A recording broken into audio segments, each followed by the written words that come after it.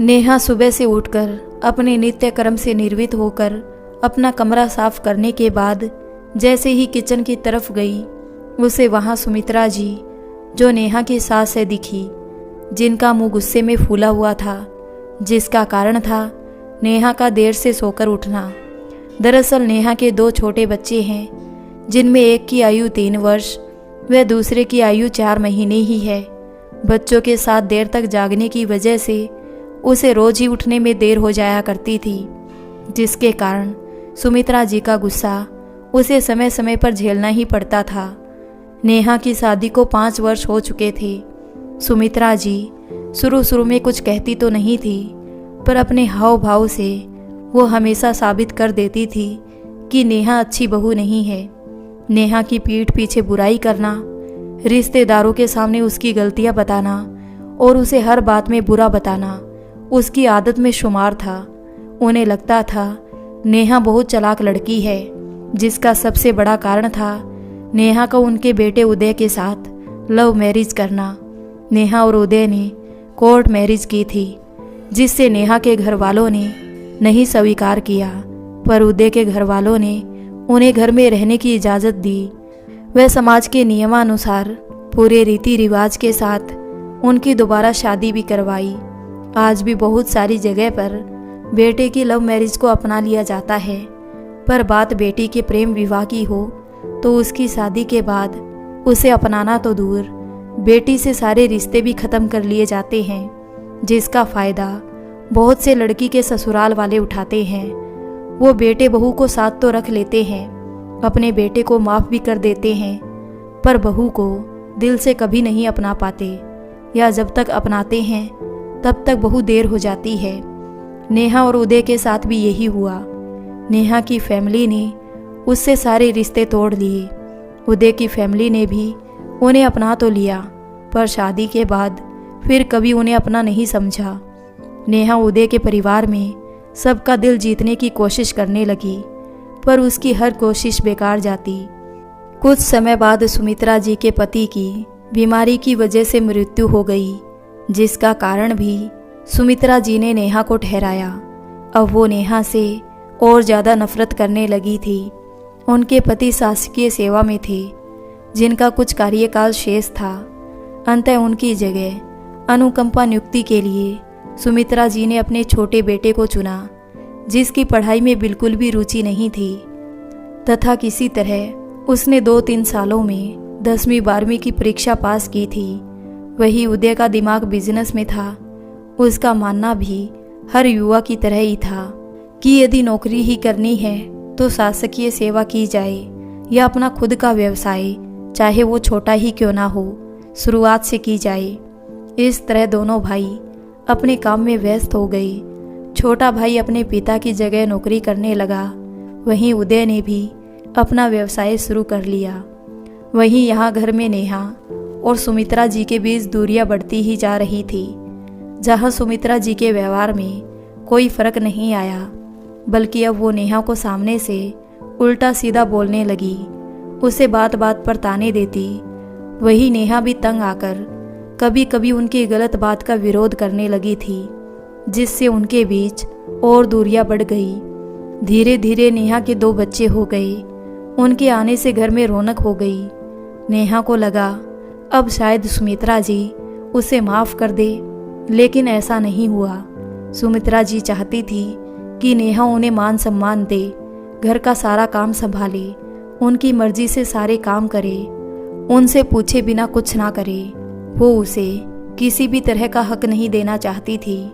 उन्होंने संपत्ति का आधा हिस्सा अपने छोटे बेटे के नाम पर करके रखा था।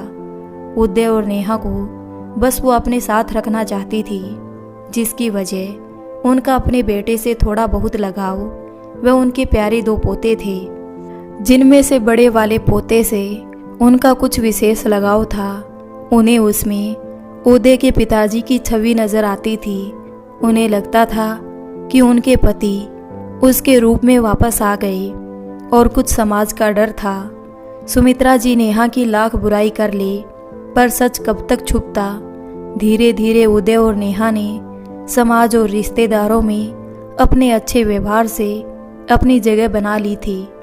सुमित्रा जी के ऐसे व्यवहार की वजह से ऐसा नहीं था कि नेहा और उदय ने घर छोड़कर जाने की कोशिश ना की हो, पर सुमित्रा जी उन्हें किसी न किसी तरह जाने से रोक लिया करती थी।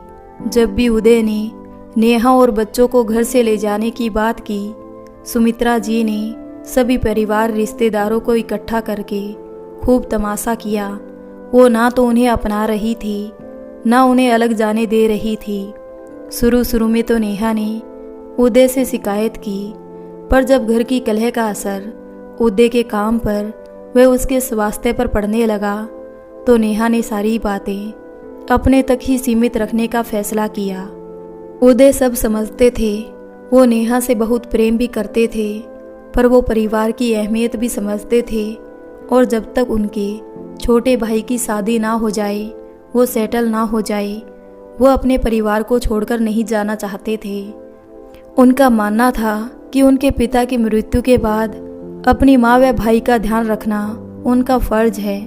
वो अपने व्यवसाय पर अधिक से अधिक ध्यान देना चाहते थे, जिससे वो अपने परिवार की ओर नेहा के हर छोटे बड़े सपने को पूरा कर सके।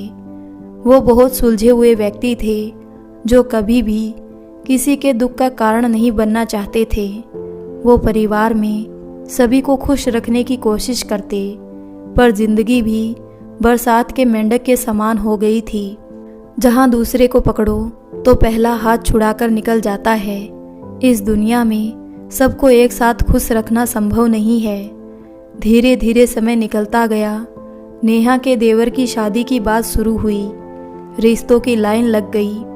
भले ही एक व्यवसाय से व्यक्ति नौकरी वालों से कहीं अधिक कमाता हो, पर समाज में सरकारी नौकरी वाले लड़कों की अलग ही डिमांड होती है। अपना बेटा भले कुछ ना करे, पर दामाद सबको सरकारी नौकरी वाला चाहिए। अगर सोचा जाए तो जिस तरह दहेज मांगना कानूनन अपराध है, वहीं अपनी बेटी की शादी के लिए सरकारी दामाद ढूंढना भी गलत है। मानते हैं हर माता पिता अपनी बेटी की भलाई चाहते हैं, उनका सुरक्षित भविष्य चाहते हैं, लेकिन सरकारी नौकरी बेटी की खुशियों की गारंटी नहीं होती। और बहुत सारे गुण हैं जो लड़के में और उसके परिवार में होने चाहिए। खैर, घर में शादी की बातें शुरू हुई। जो भी रिश्ते आते, सुमित्रा जी उन्हें मना कर देती। उनको अपने सरकारी नौकरी वाले बेटे पर बहुत घमंड था। उन्हें लगता था वो जब चाहेगी उन्हें कोई भी लड़की मिल जाएगी अपने बेटे की शादी के लिए। इस सोच की वजह से वो हर रिश्ते को टाल देती। छोटे बेटे की उम्र भी शादी की हो चुकी थी, पर सुमित्रा जी कोई भी रिश्ते की बात को आगे नहीं बढ़ाती। एक दिन उनके छोटे बेटे ने खुद ही एक लड़की पसंद कर ली और सुमित्रा जी को कह दिया कि वो उसी से शादी करेगा, पर लव मैरिज के हमेशा खिलाफ सुमित्रा जी ने उसकी बात नहीं मानी। उन्हें लगा लड़का अपनी पसंद से शादी करेगा तो बहू के पल्लू से बन जाएगा और उनके हाथ से निकल जाएगा। वैसे भी वो नेहा की लव मैरिज करने से चिड़ी हुई थी और उदय से भी नाराज थी, इसलिए उन्होंने गुस्से में बहुत कुछ अपने छोटे बेटे के नाम कर दिया था। उन्हें डर था कि आने वाली बहू नौकरी के दम पर उनके बेटे को उनसे दूर न ले जाए, इसलिए उन्होंने अपने सगे संबंधियों से दबाव बनाकर और लड़ झगड़कर उसकी पसंद से शादी करने को मना कर दिया और जल्दी जल्दी में खुद ही एक गांव की गरीब परिवार की लड़की से उसकी शादी करवा दी। उन्हें लगा कि गरीब घर की लड़की को वो चाहे जैसे रखेगी और वो उनसे डरकर रहेगी, पर इंसान जैसा सोचे हमेशा वैसा कहाँ होता है। कुछ दिन तो उनकी छोटी बहू सुमन अच्छे से रही। सुमित्रा जी ने भी शुरू में उस पर बहुत प्यार लुटाया। वो नेहा को सुनाने के लिए सभी से सुमन की बहुत तारीफ करती, उसे संस्कारी और हर काम में होशियार बताती, उसके लिए नई नई चीज़ें लाती। उन्हें लगता कि इन सब से नेहा को लगेगा कि उसने कोर्ट मैरिज करके कितनी बड़ी गलती की है। अगर उसने अपने माँ बाप की पसंद से शादी की होती तो उसे भी इतना प्यार और सम्मान मिलता, पर उनकी आशा के विपरीत नेहा को इन बातों से फर्क पड़ना बंद हो गया था। उसकी दुनिया अपने बच्चों और पति तक सीमित थी। वो सुबह से सुमन के साथ मिलकर सारा काम करती और फ्री टाइम में अपना व बच्चों का बहुत ध्यान रखती। अपने बच्चों को अच्छी से अच्छी परवरिश देने की पूरी कोशिश करती। समय अपनी गति से निकल रहा था। धीरे धीरे सुमित्रा जी के व्यवहार से सुमन उन पे हावी होने लगी। भले ही सुमित्रा जी ये सब नेहा को नीचा दिखाने के लिए करती थी, पर सुमन को लगता कि उनका छोटा बेटा उनकी कमजोरी है और वो उसे भी बहुत प्यार करती है और अपनी संपत्ति का आधा हिस्सा वैसे भी वो अपने छोटे बेटे के नाम कर चुकी थी। उनका कहना था कि आधा हिस्सा उनके छोटे बेटे का है और आधा उनके नाम पर है। अगर नेहा उदय को उनका हिस्सा चाहिए तो नेहा को हमेशा उनके साथ रहना होगा, उनकी सेवा करनी होगी। नेहा अगर उदय को लेकर उनसे दूर गई तो वो उसे अपनी संपत्ति में से कुछ भी नहीं देगी। इन सब बातों का असर सुमन पर सबसे ज़्यादा पड़ा। उसे अब किसी बात का डर नहीं था। उसे समझ में आ गया कि सुमित्रा जी नेहा से तो नफरत करती है, तो सुमन से हर परिस्थिति में निभाना उनकी मजबूरी है। उनका जो भी है सब उसी का है, क्योंकि सुमित्रा जी खुद उसे पसंद करके लाई थी। इसलिए उसमें कोई भी कमी निकालने पर वो उन्हें तुरंत जवाब देती कि जैसी भी हूँ, आप खुद पसंद करके लाई हो, आप खुद आई थी मेरे यहाँ रिश्ता लेकर। अगर सुमित्रा जी कभी उसे थोड़ा बहुत कुछ कहती, वो तुरंत उन्हें पलटकर जवाब देती। छोटा बेटा भी उसे कुछ नहीं बोलता, क्योंकि वो वैसे भी अपनी पसंद की लड़की से शादी न होने की वजह से सुमित्रा जी से चिढ़ा हुआ था और वो सुमित्रा जी के स्वभाव और नेहा के साथ किए व्यवहार को अच्छे से जानता था। सुमित्रा जी के लाड़ प्यार ने वैसे भी उसे बिगाड़ दिया था। आखिरकार वो सुमित्रा जी का लायक बेटा था जिसने उनकी पसंद से शादी की थी, लेकिन सुमित्रा जी को नेहा से इतनी नफरत थी कि उसके आगे उन्हें सुमन के ऐसे व्यवहार से भी ज़्यादा फर्क नहीं पड़ता। धीरे धीरे सुमन नेहा से भी चिढ़ने लगी। उसे लगता कि सास हर काम के लिए सिर्फ उसे ही बोलती है। कोई भी रिश्तेदार आए उसे ही हर काम के लिए आगे किया जाता है। नेहा को वो सबके सामने किसी काम के लिए नहीं बोलती, जबकि सुमित्रा जी ये सब सिर्फ और सिर्फ नेहा को नीचा दिखाने के लिए और उसे कमज़ोर साबित करने के लिए किया करती थी। उनका एक ही उद्देश्य था, नेहा को ये एहसास दिलाना कि लव मैरिज वाली बहू को कभी वो सम्मान नहीं मिलेगा जो उनकी पसंद की बहू को मिल रहा है। अब सुमन नेहा से भी बात बात में उलझने की कोशिश करती। सुमित्रा जी सुलझाने की बजाय कहती कि तुम दोनों को आपस में जो करना है करो, मुझे इससे कोई मतलब नहीं है, बस घर की आवाज़ बाहर नहीं जानी चाहिए, कहकर अपना पल्ला झाड़ लेती। नेहा और सुमन दोनों के ही पति अपनी पत्नियों की लड़ाई में नहीं पड़ते। एक दो बार नेहा ने सहन किया, लेकिन अब बहस हद से ज़्यादा बढ़ने लगी थी। गलती किसी की भी हो, सुमित्रा जी की नज़र में हमेशा नेहा ही गलत होती। धीरे धीरे सुमित्रा जी और सुमन दोनों मिलकर उसे परेशान करने लगी। सुमित्रा जी और सुमन आपस में कितना भी लड़े झगड़े नेहा के खिलाफ दोनों एक साथ हो जाया करती थी।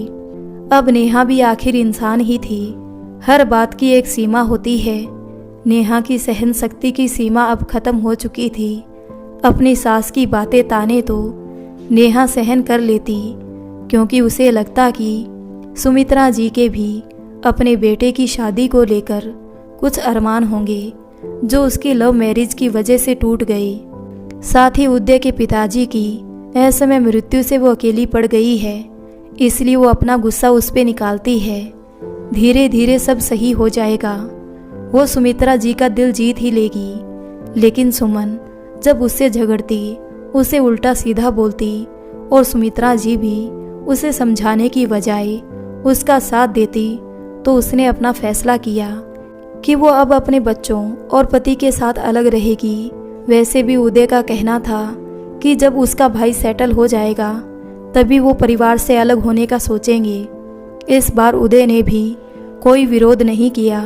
सुमित्रा जी ने फिर बहुत नाटक किया, जब रिश्तेदारों को इकट्ठा कर लिया, रोना गाना किया, पर सभी ने उन्हें समझाया कि साथ रहकर रोज रोज की लड़ाई से अलग अलग प्यार से रहना ज़्यादा बेहतर है।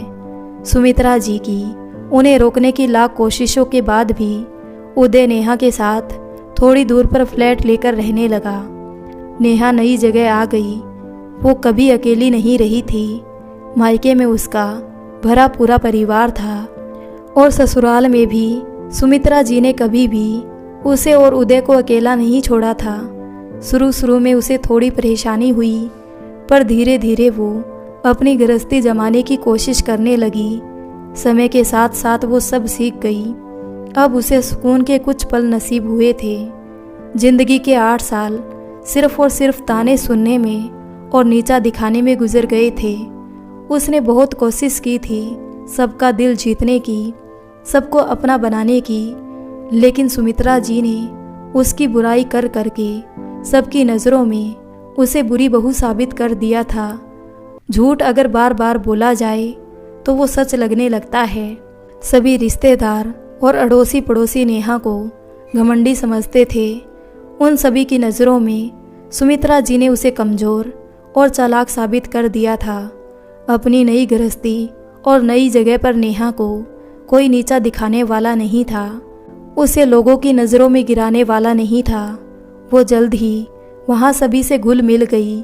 उसके व्यवहार से सभी उसकी तारीफ करते, उसके साथ बहुत प्यार से रहते। वहाँ उसकी एक बहुत बड़ी मित्र मंडली बन गई, जहाँ उसे अपने ससुराल और मायके दोनों की ही कमी महसूस नहीं होती। बहुत सुकून से उसकी ज़िंदगी कट रही थी। वो उदय और बच्चों का बहुत ध्यान रखती और घर भी बहुत अच्छे से संभालती, जिसका असर उनके रिश्ते पर भी पड़ने लगा। अब नेहा और बच्चों का खिला खिला चेहरा देखकर उदय भी हमेशा खुश रहते। वो अपने परिवार के लिए समय निकालते, उन्हें समय समय पर घुमाने ले जाते, उनकी हर ख्वाहिश पूरी करने की कोशिश करते। अपने बच्चों और नेहा को हर सुख सुविधा देने के लिए दिन रात मेहनत करते। उदय की मेहनत रंग लाई, उनका व्यापार चल पड़ा। उदय की दिन रात की कड़ी मेहनत और साफ नीयत से आखिरकार लक्ष्मी माँ उन पर प्रसन्न हो गई। अब उनकी गिनती शहर के नामी लोगों में होने लगी थी। उन्होंने एक बड़े शहर में अपना बंगला बना लिया था। उनके पास अब हर सुख सुविधा थी। उदय और नेहा अपनी संपत्ति का बहुत सारा भाग सामाजिक सेवा में लगाते, ज़रूरतमंदों की मदद करते और अपनी माँ व भाई की सुख सुविधा का भी ध्यान रखते। उन्हें जिस भी चीज़ की ज़रूरत होती, एक फ़ोन करने पर उनके पास पहुंचा देते। इधर सुमित्रा जी को भी लोग उदय की तरक्की के बारे में बताते, उनकी मेहनत और लगन से अर्जित किए मुकाम का उदाहरण अपने बच्चों को देते और सुमित्रा जी की भी तारीफ करते कि आप धन्य हैं जो आपने उदय जैसे बेटे को जन्म दिया। ये सब सुनकर सुमित्रा जी को उदय पर तो गर्व होता, लेकिन नेहा की किस्मत से बहुत जलन होती। ये सब सुनकर उनके सीने पर सांप लौट जाते कि कहाँ तो वो नेहा को नीचा दिखाती थी कि भागकर लव मैरिज करने वाली बहू को कभी वो सम्मान, प्यार और इज्जत नहीं मिलता जो उस बहू को मिलता है जो अपने माता पिता की मर्जी से विवाह करती है। वही नेहा के पास आज सब कुछ था, जबकि उन्होंने अपने पास से उदय को एक फूटी कौड़ी भी नहीं दी थी। आज उदय जो भी था वो अपनी मेहनत और नेहा के साथ की वजह से था।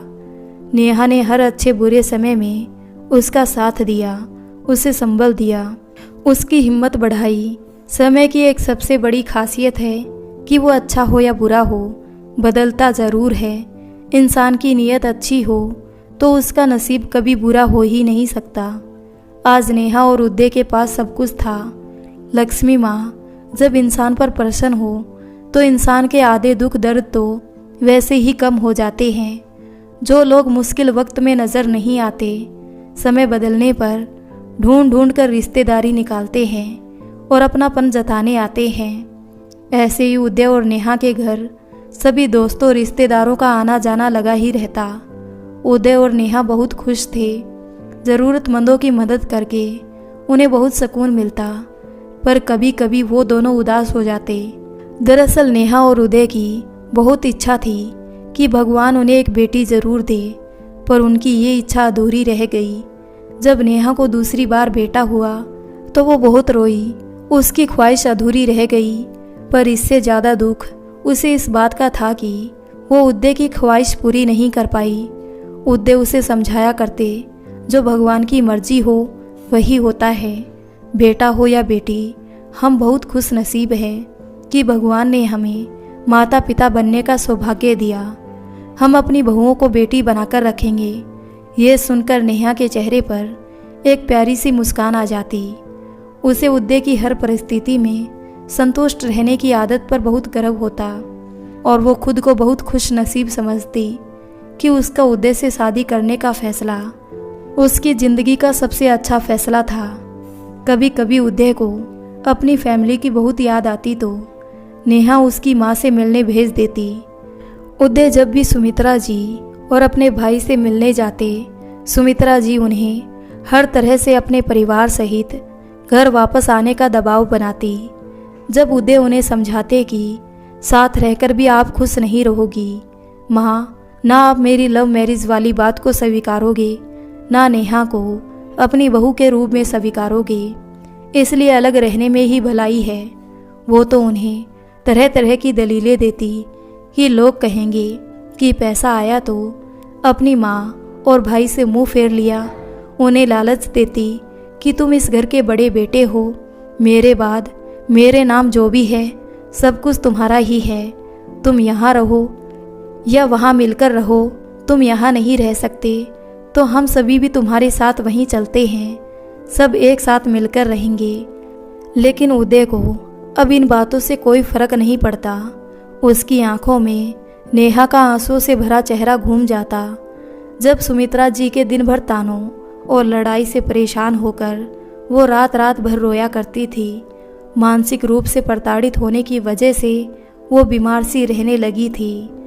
बहुत ज़्यादा मानसिक तनाव के कारण उसका चेहरा मुरझाया रहता। उदय को नेहा की हर परिस्थिति देखकर बहुत दुख होता। उसकी वो पहली वाली नेहा कहीं खो गई थी, जिसे पहली नज़र में उसे प्यार हो गया था, जो हमेशा हंसती खिलखिलाती रहती थी। हालात जो भी हो, उसके चेहरे की मुस्कान कभी कम नहीं होती थी। लेकिन सुमित्रा जी की नफ़रत ने उसे अंदर ही अंदर तोड़ के रख दिया था। सुमित्रा जी जब बार बार साथ रहने की जिद करने लगी तो उदय ने उनसे मिलने जाना ही कम कर दिया। उदय और नेहा तो अपनी नई दुनिया में खुश थे, पर यहाँ सुमित्रा जी के कर्मों का हिसाब होना अभी बाकी था। अब वो सुमित्रा जी के बार बार बुलाने पर कभी कभी ही जाया करते थे। वो नहीं चाहते थे कि सुमित्रा जी की जिद के आगे कमज़ोर पड़े और नेहा की ज़िंदगी में फिर से दुखों का कारण बने। उदय नेहा को अच्छी तरह से जानते थे। उन्हें पता था कि अगर वो कहेंगे तो भले ही सुमित्रा जी के पास ना जाए, पर उन्हें अपने पास ज़रूर बुला लेगी, और वही सब होने की बहुत अधिक संभावना है जो पिछले 7-8 सालों से नेहा के साथ होता आया था। वो सुमित्रा जी का स्वभाव बहुत अच्छे से जानते थे। उन्हें पता था परिस्थितियाँ चाहे जो भी हो, सुमित्रा जी कोई मौका नहीं छोड़ेगी नेहा को नीचा दिखाने का, उसका अपमान करने का। उदय का सुमित्रा जी से मिलना अब बिल्कुल ही बंद होने लगा था। वो और नेहा बहुत खास मौके पर आमंत्रण मिलने पर ही वहाँ जाया करते और थोड़ी देर रुककर वापस आ जाया करते। इतने में भी सुमित्रा जी नेहा को कुछ ऐसा ज़रूर बोल देती जिससे उसका मन दुखी हो जाता। इस कारण नेहा ने अब जाना बिल्कुल बंद कर दिया। उदय ही बहुत बुलाने पर बच्चों के साथ कभी कभी सुमित्रा जी और भाई से मिल आया करते। इन सब बातों का असर सबसे ज़्यादा सुमन पर पड़ा। उसे लगने लगा नेहा और उदय तो अपने परिवार के साथ सुमित्रा जी की चिक से दूर अलग मज़े में रह रहे हैं, और उसे सुमित्रा जी को ज़िंदगी भर झेलना पड़ेगा। अब सुमित्रा जी के पास नेहा तो थी नहीं, सुमन के साथ मिलकर नीचा दिखाने के लिए या उसका अपमान करने के लिए, इसलिए उसका पूरा ध्यान अब सुमन पर रहता। सुमन को घर का सारा काम करना पड़ता, साथ ही सुमित्रा जी के मायके से कोई ना कोई कभी भी रुकने आ जाया करता, जिससे सुमन का काम बढ़ जाता। सुमन की जो गलतियाँ वो नेहा के होने पर नज़रअंदाज कर देती थी, वो उन्हें अब बहुत बड़ी लगती। वो सुमन को टोकती, डांटती, चिल्लाती, उसके माँ बाप को कोसती, लेकिन सुमन नेहा नहीं थी। वो बात बात पर सुमित्रा जी को जवाब देती। अगर सुमित्रा जी एक भी शब्द गलत निकालती तो वो उनका खानदान बखान देती, उन्हें बहुत खरी खोटी सुनाती, उनका अपमान करती। रोज के लड़ाई झगड़ों से सुमन बहुत ही चिड़चिड़ी हो गई। सुमन की शादी को 4 वर्ष हो गए थे, लेकिन बहुत कोशिशों के बाद, मंदिर मस्जिद और डॉक्टरों के कई चक्कर लगाने के बाद भी उसे माँ बनने की खुशी नसीब नहीं हो पाई थी, जिसके कारण सुमित्रा जी अक्सर उसे बेइज्जत किया करती। घर में दिन रात की किटकिट और सुमन के बच्चे की जिद से तंग आकर उनका छोटा बेटा शराब पीने लगा। थोड़े बहुत नशे की आदत तो सुमित्रा जी के लाड़ प्यार की वजह से उसे पहले ही थी, लेकिन अब उसे लत लग गई थी। वो दिन रात नशे में डूबा रहता, सुमन से भी मारपीट करता और नशे में सुमित्रा जी का भी अपमान करता, उन्हें अपशब्द कहता। अगर सुमित्रा जी कुछ भी कहती तो उन्हें सुमन को लेकर अलग होने की धमकी देता। शराब का असर उसकी नौकरी पर भी पड़ने लगा था। वो कभी कभी ही नौकरी पर जाया करता और महीने के आखिर में उसे नाममात्र की तनख्वाह नसीब होती, जो वो शराब और जुए में उड़ा देता। सुमित्रा जी की पेंशन के पैसों से जैसे तैसे उनके घर का खर्च चलता। वो 2-2 दिन घर नहीं आता, शराब पीकर यहाँ वहाँ पड़ा रहता। घर में सुमित्रा जी और सुमन के अलावा तो कोई नहीं था, तो सुमित्रा जी उसे ढूंढ ढूंढ कर घर लाया करती। उसे कुछ बोलने की हिम्मत तो उनमें अब थी नहीं। वो अकेले में उसे भला बुरा बोल के अपना मन हल्का कर लिया करती। सुमन भी अब घर के कामों में अपना जी चुराती। तबीयत खराब होने का बहाना करके सारा दिन अपने कमरे से बाहर नहीं निकलती। खुद सुमित्रा जी से छुपकर अपने पति से बाहर से दोनों के लिए खाना मंगवा लेती या चिप्स बिस्किट खाकर कमरे से बाहर नहीं आती। सुमित्रा जी पूरा दिन भूखी रहती। सुमित्रा जी ने कुछ दिन तो उसे टोका, गुस्सा भी दिखाया, लेकिन जब उसे कोई फर्क नहीं पड़ा तो खुद ही अपने लिए खाना बनाने लगी और साथ ही उन्हें सुमन और उसके पति के लिए भी खाना बनाना पड़ता। जैसे ही खाना बनता, सुमन उसे दवाई खाना है बोलकर अपना और अपने पति का खाना अपने कमरे में ले जाती। सुमित्रा जी पर धीरे धीरे घर के सारे कामों की जिम्मेदारी आ गई। सुमन को अब तबीयत खराब होने का बहाना भी नहीं बनाना पड़ता। वो घर का कोई काम नहीं करती। उन्हें अब किसी का डर नहीं था। अगर सुमित्रा जी कुछ भी बोलती तो उनका बेटा और बहू दोनों मिलकर बहुत तमाशा करते। आसपास के लोग रोज उनके घर का तमाशा देखते। सुमित्रा जी ने अब उन दोनों को कुछ भी बोलना छोड़ दिया। इस समय उन्हें उदय की कमी बहुत महसूस होती। वो उदय जिसने सुमित्रा जी के इतना कुछ गलत करने के बाद भी उन्हें कभी अपमानित नहीं किया, जिस बेटे बहू के घमंड में उन्होंने नेहा और उदय की जिंदगी में इतना जहर घोला। उदय की शादी के बाद उसे घर का बड़ा बेटा होने का कोई हक नहीं दिया। मुसीबत में उसी उदय को याद करके उनकी आंखें भर आती थी, पर वो जानती थी उसने उदय और उनके बीच जो खाई खोदी है वो अब शायद ही भर पाए। आपके अच्छे कर्मों का फल मिलने में देर हो सकती है, मगर आपके बुरे कर्मों का फल आपको बहुत जल्दी और ज़रूर मिलता है।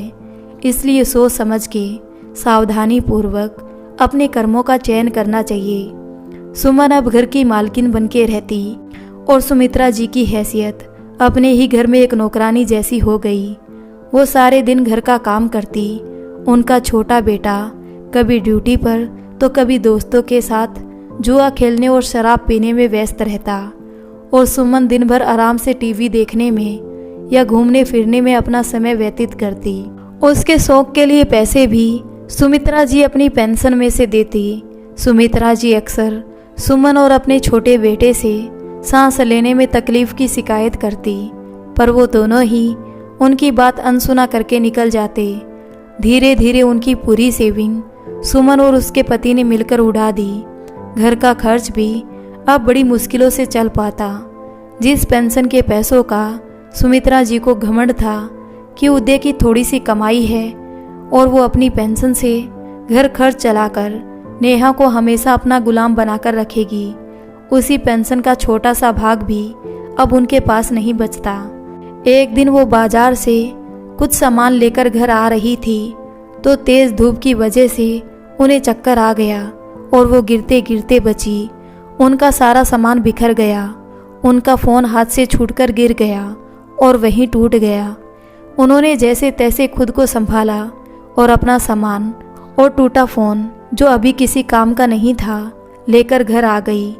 जब सुमन को उन्होंने बताया कि आज रास्ते में क्या हुआ था तो वो बुरा सा मुंह बनाकर बोली कि आपकी ये सब नाटक मेरे सामने नहीं चलेंगे, जाकर खाना बनाइए, मुझे भूख लग रही है। उसकी बात सुनकर सुमित्रा जी की आंखें भर गई और चुपचाप उठकर किचन में खाना बनाने चली गई।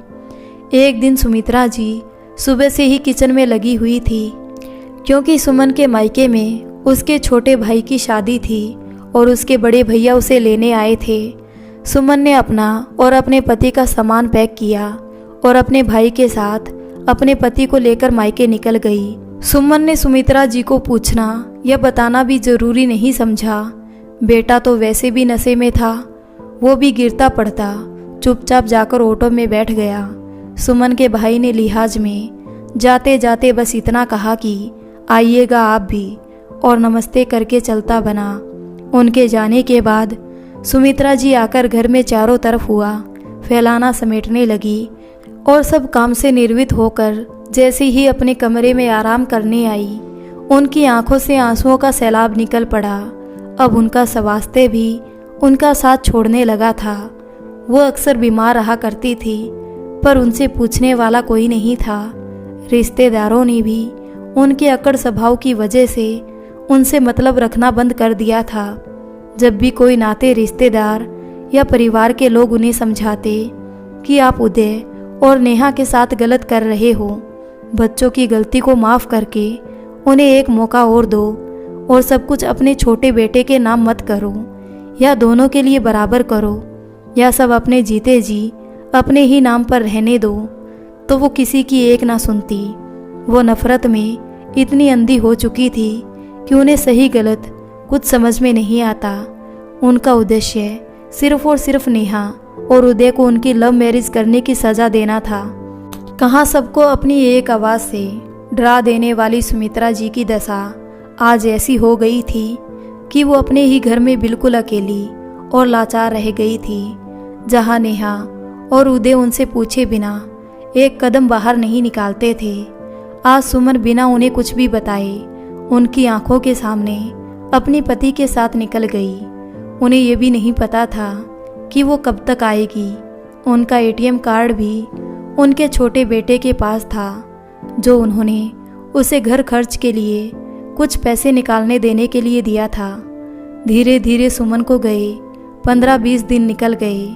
उसके भाई की शादी भी हो चुकी थी। सुमित्रा जी का फ़ोन भी खराब हो चुका था, इसलिए उनकी अपने छोटे बेटे या सुमन से कोई बात नहीं हो पा रही थी। सुमित्रा जी अब घर में अकेली थी। उन पर सभी कामों की जिम्मेदारी आ गई थी। उनकी तबीयत भी अब ठीक नहीं रहती थी।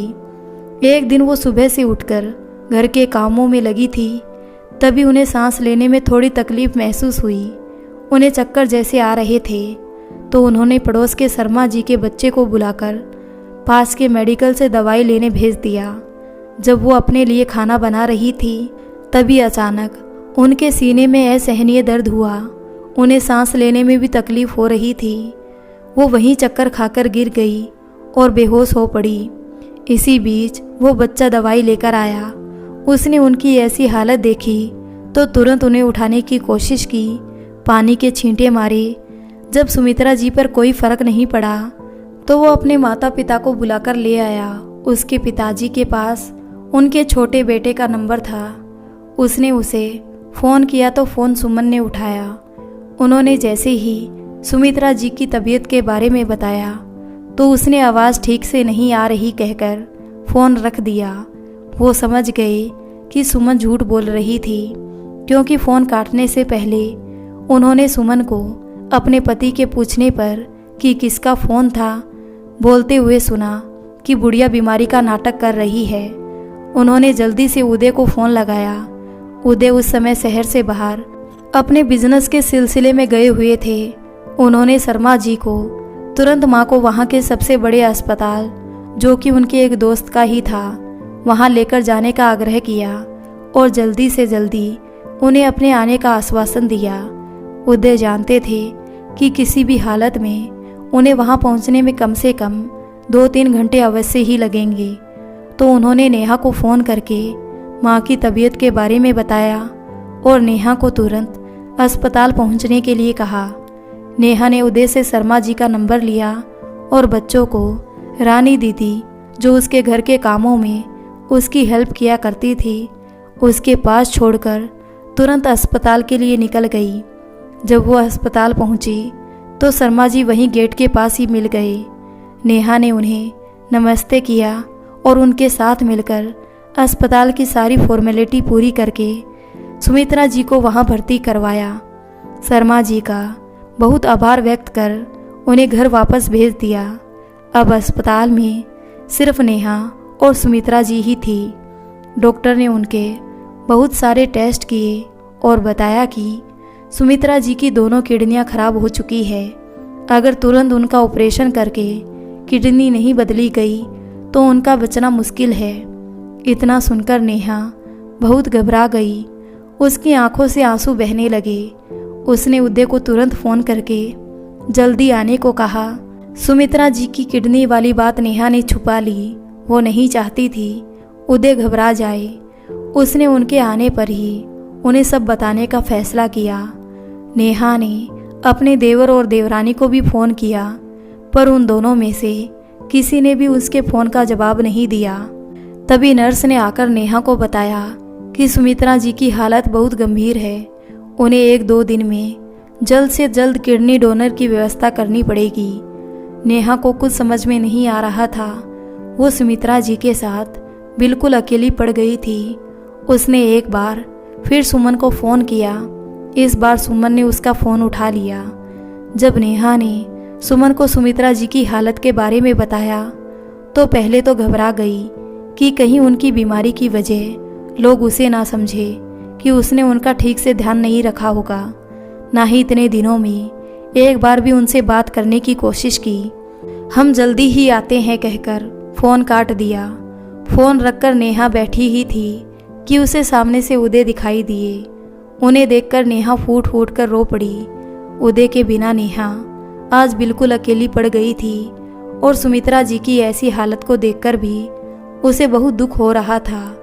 वो सुमित्रा जी से गुस्सा जरूर थी, पर उसने कभी नहीं चाहा कि उनके साथ कुछ भी गलत हो।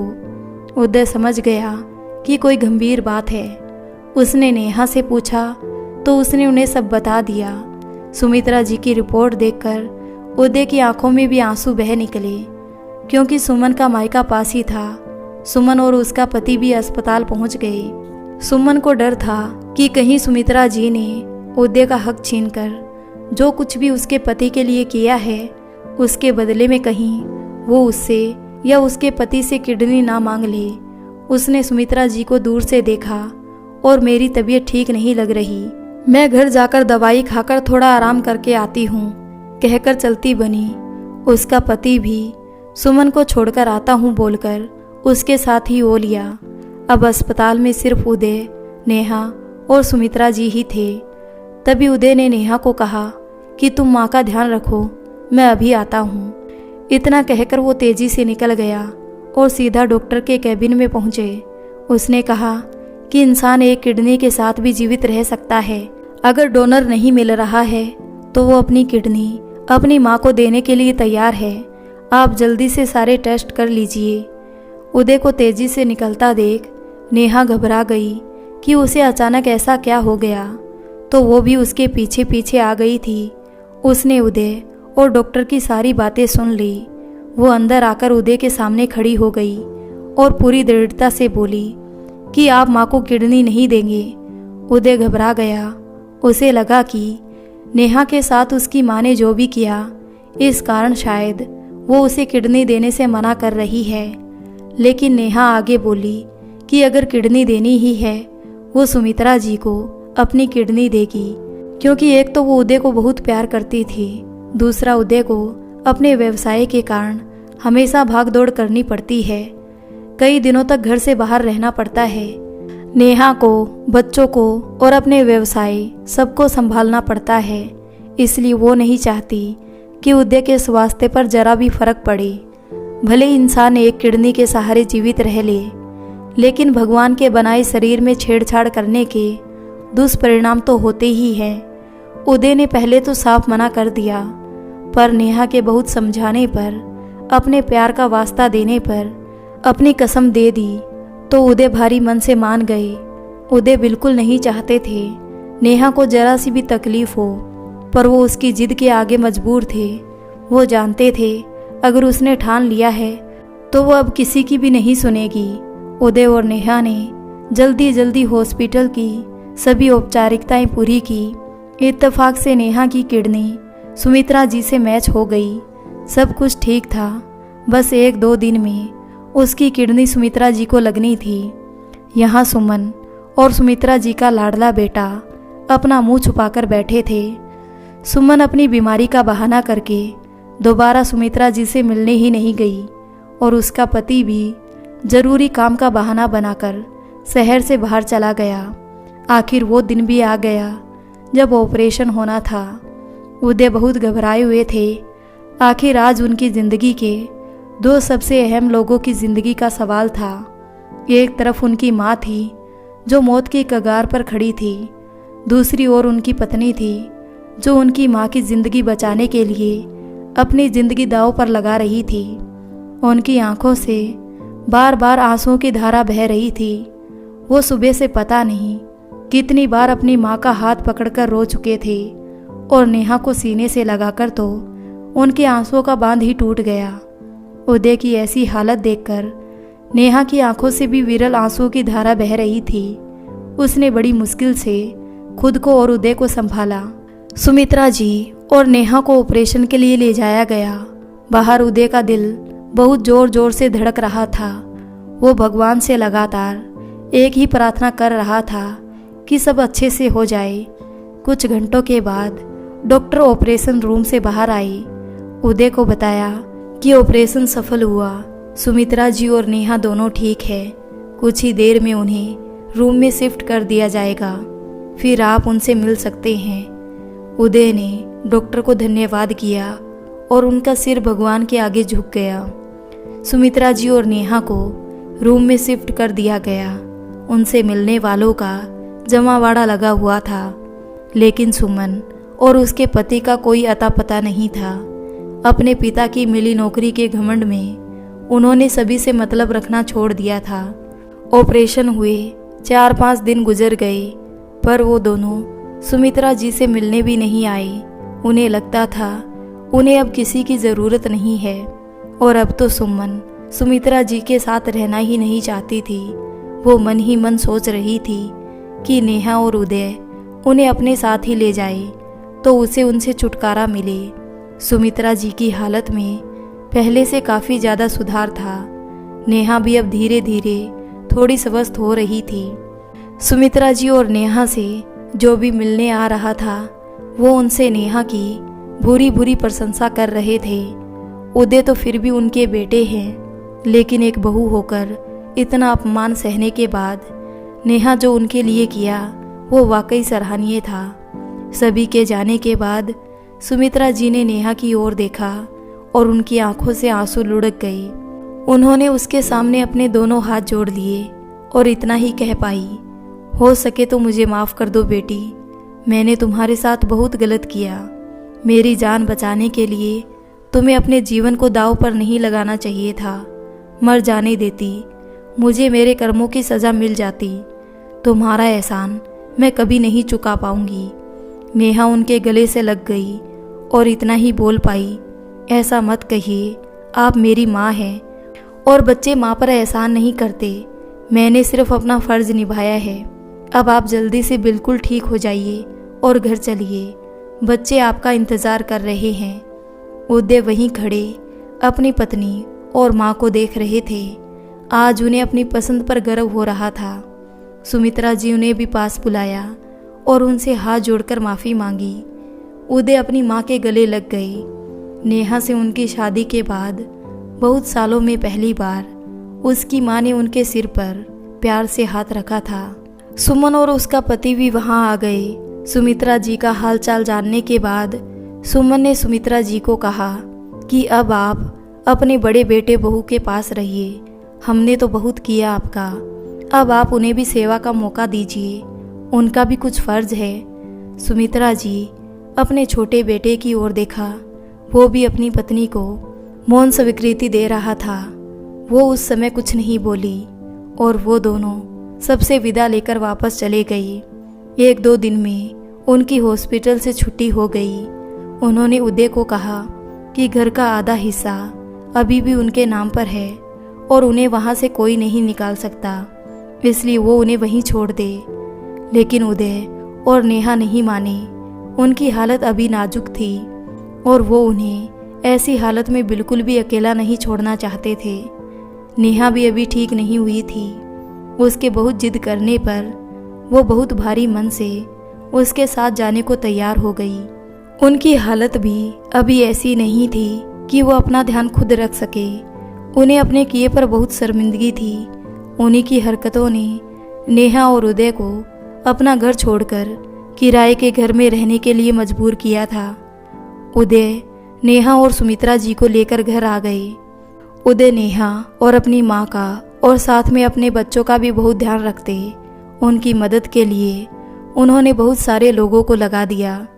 उदय खुद अपनी माँ और पत्नी की दवाइयों का और खाने का ध्यान रखते, उन्हें खाना खिलाकर और समय पर दवाई देकर और बच्चों को भी खिला पिलाकर स्कूल छोड़कर ही घर से निकलते समय पर नेहा और सुमित्रा जी को डॉक्टर के पास ले जाते।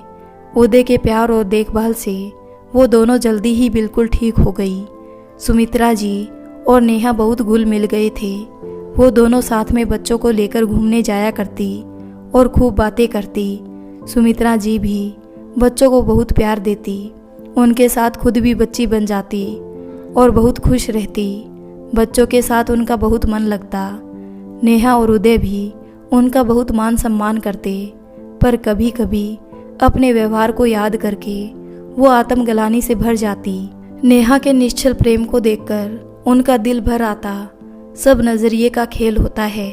नेहा को जब वो प्यार भरी नज़रों से देखती तो उन्हें वो भोली भोली बच्ची नजर आती। उन्हें हमेशा दुख होता कि उन्होंने उदय और नेहा के साथ बहुत नाइंसाफ़ी की है। फिर भी वो उन्हें इतना प्यार और सम्मान देते हैं और जिस बेटे के लिए इतना कुछ किया, जिसे हाथ पर सब कुछ मिल गया, उसने मुंह फेर लिया और पलट के देखा भी नहीं। वो पश्चाताप की आग में झुलसती रहती। नेहा और उदय उनके दिल का हाल समझते थे, पर वो उन्हें हमेशा एहसास दिलाते कि ये घर उन्हीं का है। वो पुरानी बातों को भूलकर आगे बढ़ चुके हैं। अब उनके मन में किसी भी प्रकार का मन मुटाव नहीं है। धीरे धीरे समय गुजरता गया। सुमित्रा जी नेहा को बहू मानने से इनकार करती थी। वही आज उनकी लव मैरिज वाली बहू उनकी बेटी बन चुकी थी। उन दोनों के बीच प्यार और नोक-झोंक भरे रिश्ते को देखकर कोई अनजान व्यक्ति तो उन्हें माँ बेटी ही समझता था। सुमित्रा जी ने अपने नाम पर जो भी था वो सब उदय को बिना बताए उसके नाम पर कर दिया। भले उदय ने अपनी मेहनत के बल पर आज सब कुछ पा लिया हो, पर एक बेटा होने के नाते अपने माता पिता की जो भी संपत्ति है उस पे उसका भी बराबर का हक था और वो उन्हें इस अधिकार से और अपने स्वर्गीय पिता के आशीर्वाद से वंचित नहीं रखना चाहती थी। सुमित्रा जी का छोटा बेटा भी अब शराब पीना कम कर चुका था और अपनी ड्यूटी समय से निभा रहा था। सुमन अभी भी बच्चे के लिए डॉक्टरों के चक्कर लगा रही थी। आखिर उसे भी तो अपने कर्मों का हिसाब देना था। तो दोस्तों, आपको ये कहानी कैसी लगी? अगर अच्छी लगी हो तो वीडियो को लाइक कर दें और हमारे चैनल सोशल स्टोरी को सब्सक्राइब भी कर लें।